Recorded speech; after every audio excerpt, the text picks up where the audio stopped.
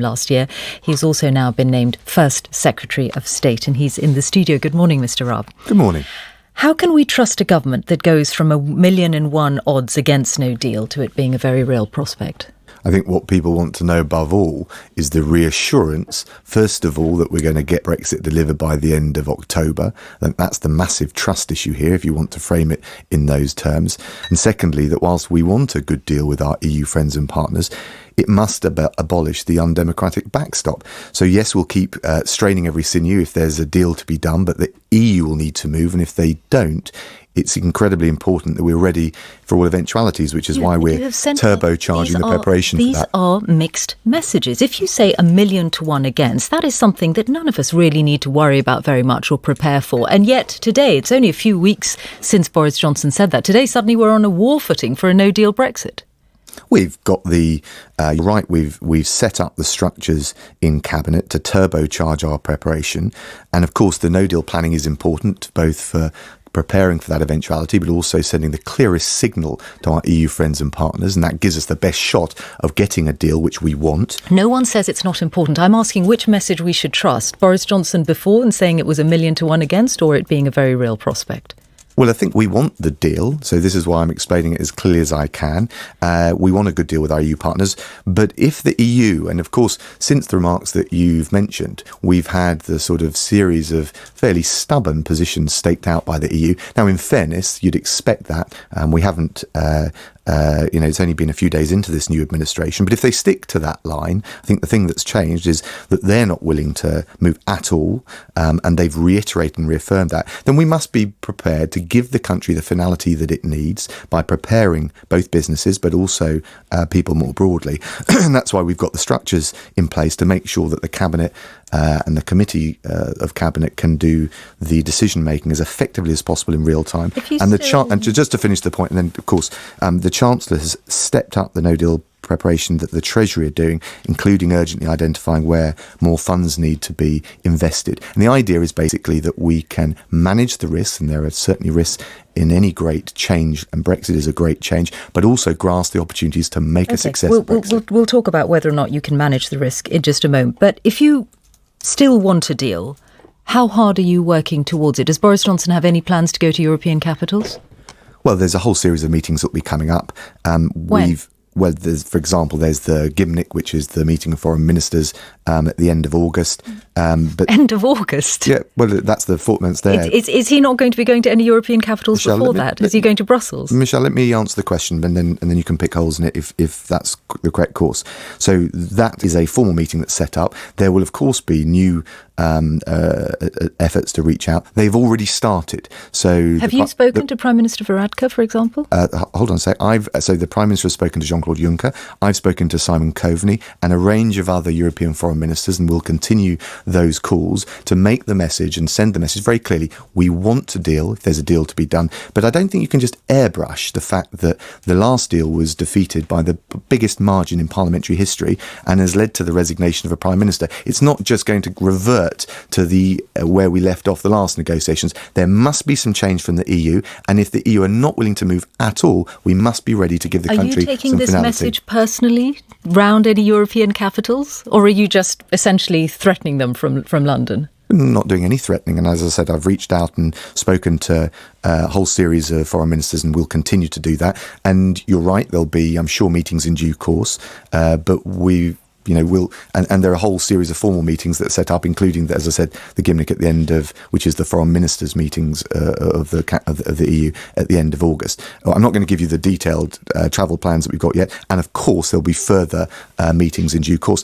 And I think it's worth putting this in some context. One of the things I'm going to be doing in August and in September, where we've got this parliamentary recess period, is reaching out to all of the other countries that we want to do business with. And I haven't set the firm plans yet, but that will include the US, Latin America and Asia, because the negotiations with the EU is crucially important. And we would love to get a deal that's acceptable to the UK. But Brussels isn't the only game in town, and the opportunities of Brexit involve many of those growth markets of the future, from Latin America to Asia. And we've got a US president that is speaking very warmly about this country. And we should take the opportunities that presents. The EU still represents about 40% of our goods and services exported. So it's an incredibly important chunk of our trade. It is. And that's declining over time. But you're absolutely right, which is why it's important. But what I'm saying is you've also got the remaining, in your terms, 60%, which we shouldn't lose sight of as well. And there are huge opportunities there. So let's have a balanced assessment of the path ahead. Okay. Let's talk about however much you plan, there's clearly more planning and effort going in and money going towards no deal preparations than there were before. But let's talk about some of the realities which are there, however much you plan.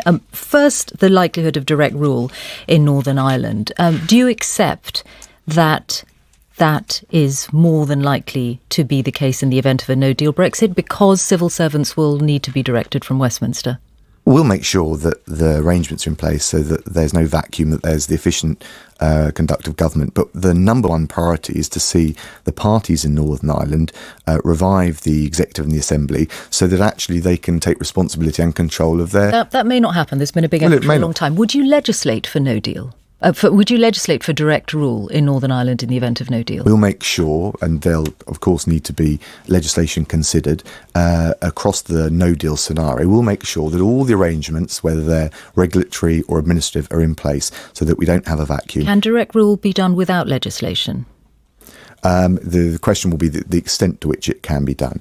And that's something that I know Julian Smith will be looking at very carefully, along with Michael Gove as the Chancellor. You accept that it is possible that there will have to be direct rule in Northern Ireland in the event of a no-deal Brexit? No, what I'm saying is that we will make sure that the arrangements are in place to make sure all the risks across all quarters of the United Kingdom, but particularly in relation to Northern Ireland, can be addressed, managed in as sensible and as smooth way as possible. And we're mindful, of course, of the sensitivities in Northern Ireland. The number one thing we've made clear is there will be no return to a hard border and no extra infrastructure. How will you deal with opposition to no deal in Scotland, not least from the leader of the Scottish Conservatives, Ruth Davidson, who says she won't accept it?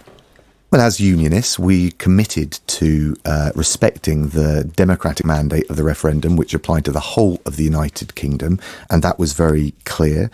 We'll, of course, though, need to make sure that we reassure all sectors of the economy and all regions of the United Kingdom, which is why the Prime Minister is up in Scotland today in the first of a series of visits around the Union. The mandate was not for no deal, though, was it?